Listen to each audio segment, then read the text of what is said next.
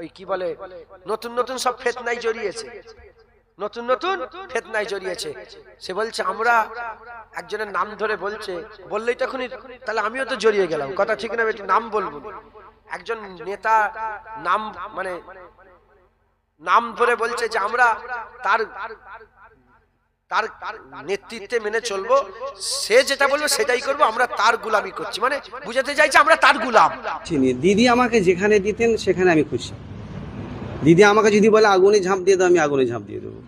দিদি আমাকে যেখানে দিয়েছেন, তেনা যদি আশীর্বাদ বা দোয়া থাকে দিদির, বা আমডাঙ্গাবাসীদের যদি দোয়া আশীর্বাদ থাকে, ইনশাল্লাহ আমি খুব ভালোভাবে, এখন তো লিড হিসাব করছি, খুব লিডে আমি আমডাঙ্গা মানুষকে খুশি করতে। আমি তখন বলে ভাই দেখেছো শয়তান, তুই ওর গোলাম করে যা, আমরা রাসূলুল্লাহর গোলাম। কোনটা ভালো? এ তো নসিব নসিবের ব্যাপার, নসিব নসিবের খবরদার, নবী ছেড়ে দেবেন না। এই পাটি পাটি করে যেন মরে যাওনি, জাহান্নামে যাবে। মাথায় ঢুকছে, বুঝতে পেরেছেন?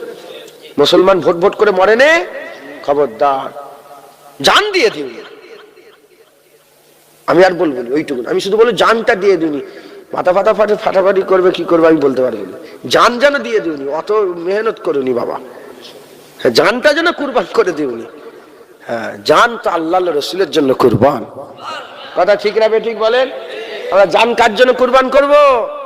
আল্লাহ রসুল। আমাদের জান আল্লাহ রসুলের জন্য রাখা আছে, আমাদের জান আল্লাহ রসুলের জন্য রাখা আছে, কোনো দালালের জন্য নয়, কোনো মানুষের জন্য নয়, বাপের জন্য নেই, মায়ের জন্য নয়, নিজের বেটার জন্য নয়, বেটির জন্য নয়। জান কার জন্য?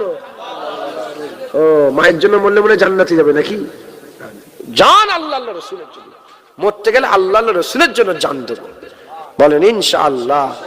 ইনশাআল্লাহ আল্লাহ আমাদের সল কবুল করেন। খবরদার, খুব সাবধান, ঝুট ঝামেলা করবেন না, মিলেমিশে আসেন, মিলেমিশে থাকবেন। হ্যাঁ,